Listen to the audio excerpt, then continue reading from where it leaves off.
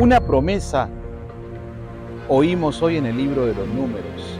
La promesa que hace el Señor de suscitar un profeta como Moisés, un nuevo Moisés, alguien que hablaría al pueblo de parte de Dios, alguien que diría al pueblo lo que éste necesita oír para permanecer en el camino del Señor.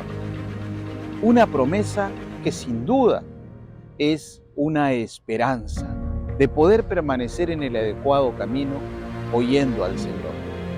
Ser creyente, tener fe, es prestar oído a lo que el Señor dice.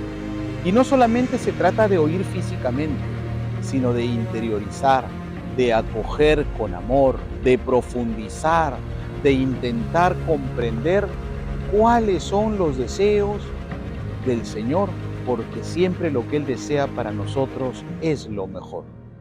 Ojalá escuchen hoy la voz del Señor, no endurezcan el corazón.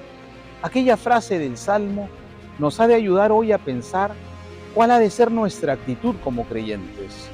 Existe la posibilidad lamentable de endurecer el corazón, entendiendo por corazón la serie de nuestros sentimientos, pensamientos, afectos, decisiones, como se entiende en la Escritura. A veces podemos endurecernos ante el Señor, ya dejar de oírle, creer que ya hemos oído todo lo que teníamos que oír de Él o acerca de Él. Y esa no es una actitud sabia, eso es necedad y eso nos cierra a la verdadera vivencia de la fe. Ojalá escuchen hoy la voz del Señor. La fe verdadera es escuchar atenta y diligentemente. Pero ¿cómo escuchamos la voz del Señor? Una mediación fue Moisés. Hemos oído que el Señor promete a alguien que como Moisés le hablaría al pueblo. Durante la historia fue hablando a través de los profetas, pero llegó un momento de plenitud, un momento excelso, grandísimo, en el que el Señor habló a través de su Hijo.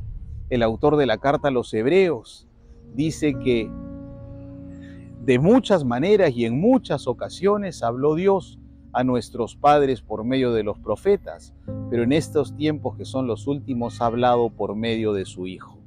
El Evangelio de San Marcos, en una de las primeras escenas, nos relata hoy cómo Jesús predicaba y a la vez obraba en contra del mal, liberando sobre todo a quienes estaban poseídos por espíritus inmundos. Palabra de Dios que ilumina, que da sentido al vivir, que muestra el horizonte hacia el cual caminar. Palabra de Dios que da sabiduría, que instruye, que ayuda al entendimiento. Poder de Dios que libera del mal. Es así como experimentaron a Jesús al inicio de su ministerio público. Hoy resuena en el Evangelio esa reacción de quienes oían a Jesús, que es el cumplimiento de la promesa hecha que hemos oído en la primera lectura. Aquel profeta, y más que profeta, porque el profeta es el que habla en nombre de Dios. Jesús no solamente habla en nombre de Dios, sino que es la palabra de Dios, la palabra encarnada, el Hijo de Dios hablándonos. Ese cumplimiento hace que Jesús hablase con autoridad. Y de eso se sorprendieron sus contemporáneos. Este no habla, este modo de enseñar es nuevo. Este no habla como los escribas y fariseos. Este enseña con autoridad.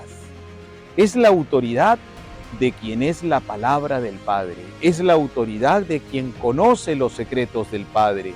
Es la autoridad de quien conoce el plan del Padre.